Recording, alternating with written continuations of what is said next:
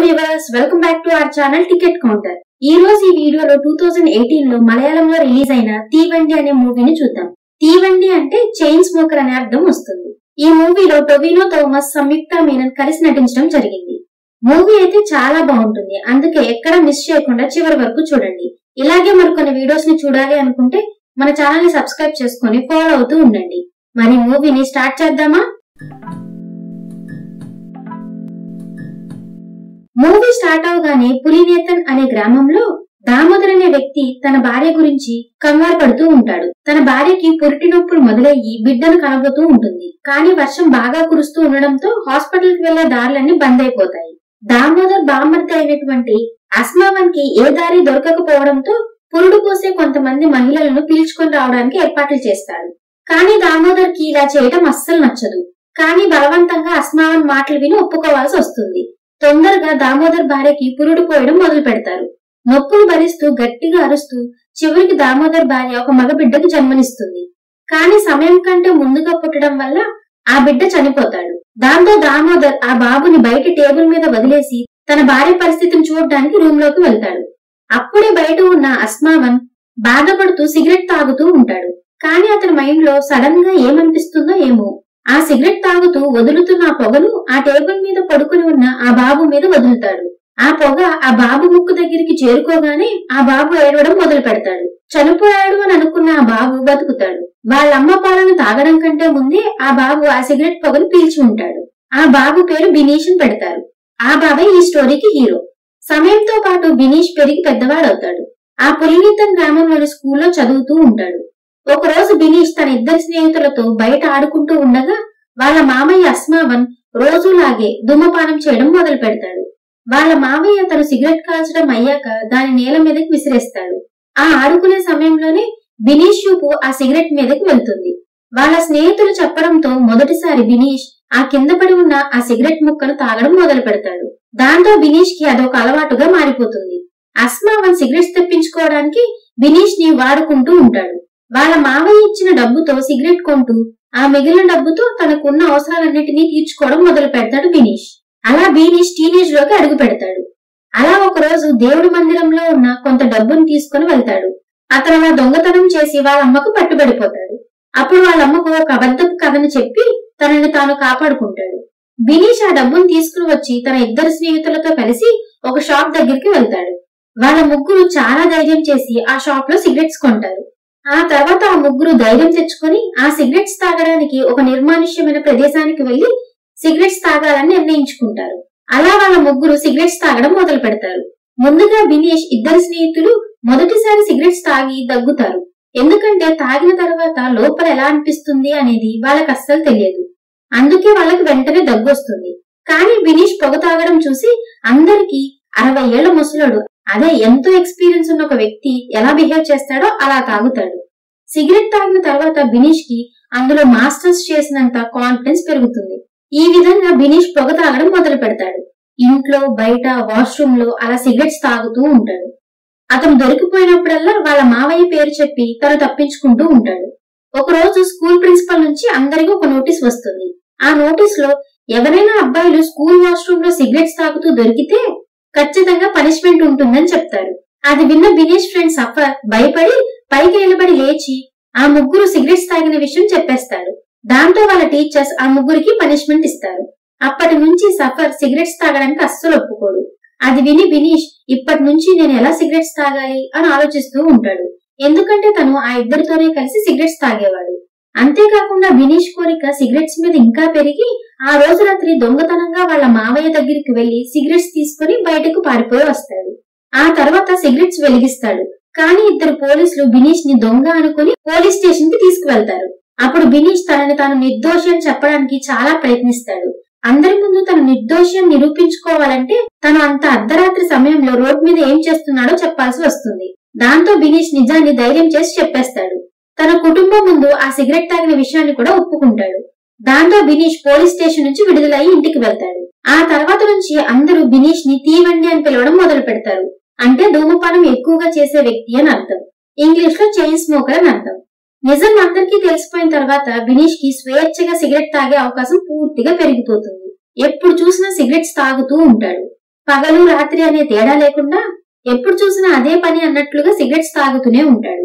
బినీష్ జీవితం ధూమపానం లేకుండా చాలా చీకటిగా ఉంటుంది. ఒకరోజు బినీష్ నిద్ర నుంచి లేచి చూడగా అతని షర్ట్ కనిపించదు. ఆ షర్ట్ లోనే అతను సిగరెట్స్ దాచిపెట్టుకుని ఉంటాడు. దాంతో వాళ్ళ సిస్టర్ ద్వారా బినీష్ కి ఆ షర్ట్ వాళ్ళ అమ్మ వాష్ చేయడానికి తీసుకువెళ్ళిందని తెలుస్తుంది. దాంతో వెంటనే బినీష్ వాళ్ళ అమ్మ దగ్గరకు వెళ్తాడు. కానీ వాళ్ళమ్మ అంతవరకు బట్టలు ఉతుకుండదు. వెంటనే బినీష్ దొంగచాటుగా ఆ సిగరెట్స్ ని తీసుకుని వెళ్తాడు. బినీష్ చెల్లి పెళ్లి విజిత్ అనే వ్యక్తితో జరుగుతుంది. అతను భారత్ సోషలిస్ట్ కాంగ్రెస్ అనే పార్టీలో ఒక సభ్యుడు. అదే పార్టీలో మధు అనే వ్యక్తి కూడా ఒక సభ్యుడిగా ఉంటాడు. అతని కూతురి పేరు దేవి. దేవి అండ్ బినీష్ ఇద్దరు చిన్ననాటి స్నేహితులు. అలా భారత్ సోషలిస్ట్ కాంగ్రెస్ పార్టీలో రోజులాగా మీటింగ్ జరుగుతూ ఉంటుంది. అక్కడ అందరూ గ్రామానికి ఉపయోగపడే పని గురించి ఆలోచిస్తూ ఉంటారు. అప్పుడు దీని మధ్యలో బినీష్ ఒక్కదాని మీదనే వాదించాలని నిర్ణయం తీసుకుంటాడు. దానితో పాటు అతను సిగరెట్స్ తాగడం డైలీ పెరిగిపోతూనే ఉంటుంది. అందుకే సిగరెట్ మీద ఏదైనా చేయాల్సి ఉంది అని చెప్తాడు. బినీష్ చేస్తున్న అతిని మధు చూసి తట్టుకోలేక కోపంతో అతన్ని అక్కడి నుంచి పంపించేస్తాడు. మరోపక్క దేవి తన పని చూసుకుని తిరిగి బస్సులో ఇంటికి వెళ్తూ ఉంటుంది. అక్కడ బస్సులో తనకి బినీష్ వాళ్ళ అమ్మగారు కనిపిస్తారు. నిజానికి దేవి అండ్ బినీష్ ఇద్దరూ ప్రేమించుకుంటూ ఉంటారు. అందువల్ల వాళ్ళ అమ్మగారి ద్వారా ఈ విషయాన్ని అందరూ ఒప్పుకునేలాగా చేసి పెళ్లి ఫిక్స్ చేయించడానికి అలా వచ్చి ఉంటుంది. ఆ తర్వాత మధు ఇంటికి దేవి పెళ్లి సంబంధం గురించి అడగడానికి వెళ్తారు. మధుకి బినీష్ గురించి తెలిసాక కోపంతో బినీష్ ని కలవడానికి వెళ్ళగా మధు కోపాన్ని చూసి బినీష్ పెళ్లి గురించి మాట్లాడడాన్ని తిరస్కరిస్తాడు. అలాగే సమయంతో పాటు దేవి అండ్ బినీష్ ల ప్రేమ పెరుగుతూనే ఉంటుంది. దానివల్ల బలవంతంగా మధుకి వాళ్ళ పెళ్లిని ఒప్పుకోవాల్సి వస్తుంది. కానీ పెళ్లి కంటే ముందు మధు బినీష్ తో సిగరెట్స్ తాగడం తగ్గించుకోమని చెప్తాడు. బినీష్ కూడా అందుకు సరే అంటాడు. కానీ అతను దొంగచాటుగా సిగరెట్స్ తాగడం కొనసాగిస్తూనే ఉంటాడు. దేవి వేరే కమ్యూనిటీకి చెందిన అమ్మాయి కావడంతో పెళ్లికి ముందు వాళ్ళ ఫ్యామిలీలో ఒక సాంప్రదాయాన్ని పాటిస్తారు. పెళ్లికి ముందే పెళ్లి కొడుకు పెళ్లి కూతురి మెడలో ఒక పవిత్రమైన జ్యువెలరీని వేయాల్సి ఉంటుంది. బినీష్ ప్రతిసారి ఆ పవిత్రమైన జ్యువెలరీని తీసుకురావడాన్ని మర్చిపోతూ ఉంటాడు. అందువల్ల బినీష్ ఈసారి ఆ జ్యువెలరీని మర్చిపోకూడదు అని నిర్ణయం తీసుకుని ఆ జ్యువెలరీని సిగరెట్ డబ్బాలో పెట్టుకుంటాడు. ఎందుకంటే సిగరెట్ ని అసలు తను మర్చిపోలేడు కదా. యాక్చువల్ గా చెప్పాలంటే సిగరెట్ అతనికి భార్య లాంటిది. అలా చేసి చివరిగా ఆ పనిలో విజయాన్ని సాధిస్తాడు. కానీ దేవికి ఆ పవిత్రమైన జ్యువెలరీని సిగరెట్ డబ్బాలో పెట్టడం అస్సలు నచ్చదు. అందువల్ల బినీష్ మీద కోప్పడి దేవి పెళ్లిని క్యాన్సిల్ చేస్తుంది. దాంతో బినీష్ ఎంత బతిమలాడినా కూడా ఏ ప్రయోజనం ఉండదు. తన పెళ్లిని క్యాన్సిల్ చేస్తుంది. మొదటిసారి ఆ రోజు రాత్రి తన సిగరెట్స్ తాగడం గురించి అవమానంగా ఫీల్ అవుతాడు బినీష్. అంతేకాకుండా సిగరెట్ ని వదిలేయాలని ఆలోచిస్తాడు. కానీ ఎంత ట్రై చేసినా కూడా దాన్ని వదలలేకపోతాడు. బినీష్ దేవిని కోల్పోయి చాలా బాధగా ఉంటాడు. తనని తాను శాంతం చేసుకోవడానికి మళ్లీ సిగరెట్ తాగాలని నిర్ణయం తీసుకుంటాడు. అలా ఆ రోజు రాత్రి 16 డబ్బాల సిగరెట్స్ తాగి వరల్డ్ రికార్డ్ తయారు చేయాలని నిర్ణయం తీసుకుంటాడు. వాళ్ళ మామయ్యకి 16 డబ్బాల సిగరెట్స్ కొనమని చెప్తాడు.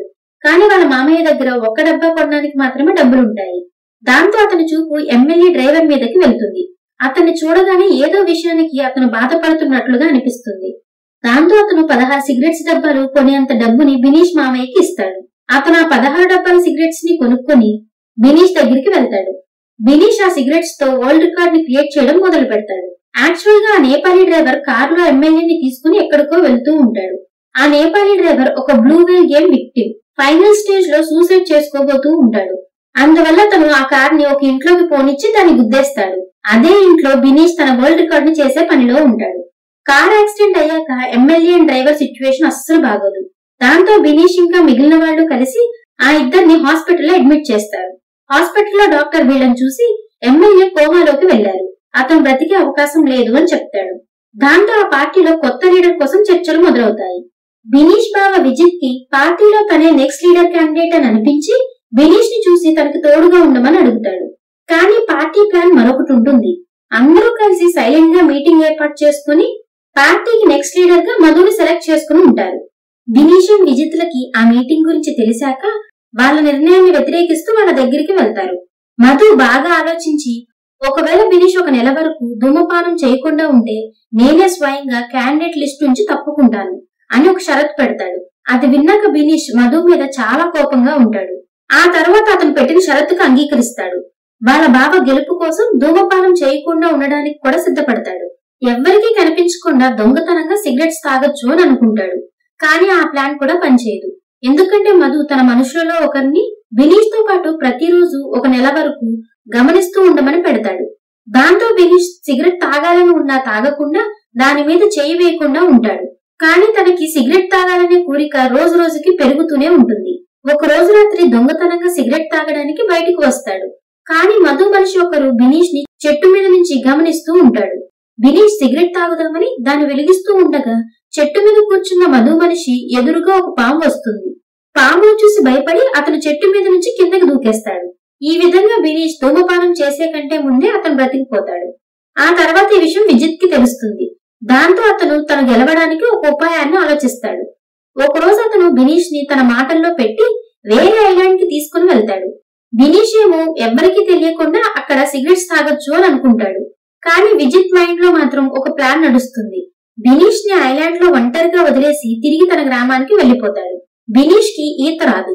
అందుకే ఇష్టం లేకపోయినా అదే ఐలాండ్ లోనే ఉండాల్సి వస్తుంది.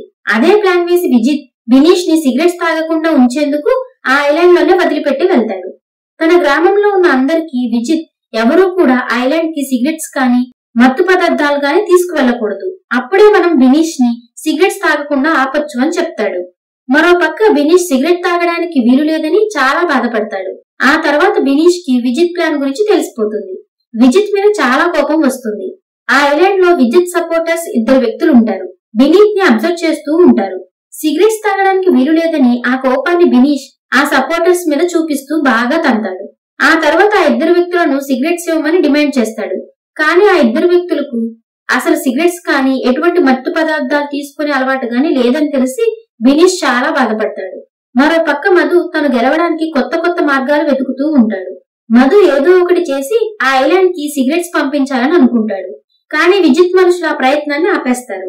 అలాగే విజిత్ మనుషులు ఆ ఐలాండ్ కి 4 పక్కల మనుషులను పెడతారు. ఎవరిని ఐలాండ్ కి రానివ్వకుండా అడ్డుకుంటారు. ఆ ఐలాండ్ లో ఉన్న 2 వ్యక్తులు సింగర్స్ కావడంతో వాళ్ళు బినీష్ కి సిగరెట్స్ తాగకుండా ఎలా ఉండాలో అని నేర్పిస్తారు. ఇప్పటికీ చాలా మంది మత్తు పదార్థాలు తీసుకోకుండా సంతోషంగా వాళ్ళ జీవితాన్ని జీవిస్తూ ఉంటారు. ఏ వ్యక్తి అయితే మత్తు పదార్థాలు తీసుకోకుండా ఉంటాడో అప్పుడే అతనికి జీవితం అంటే ఏంటి, దాని విలువ ఎలాంటిది అనేది అర్థమవుతుంది. ఈ మాటలన్నీ ఆ సింగర్స్ పాటల రూపంలో చెప్తారు.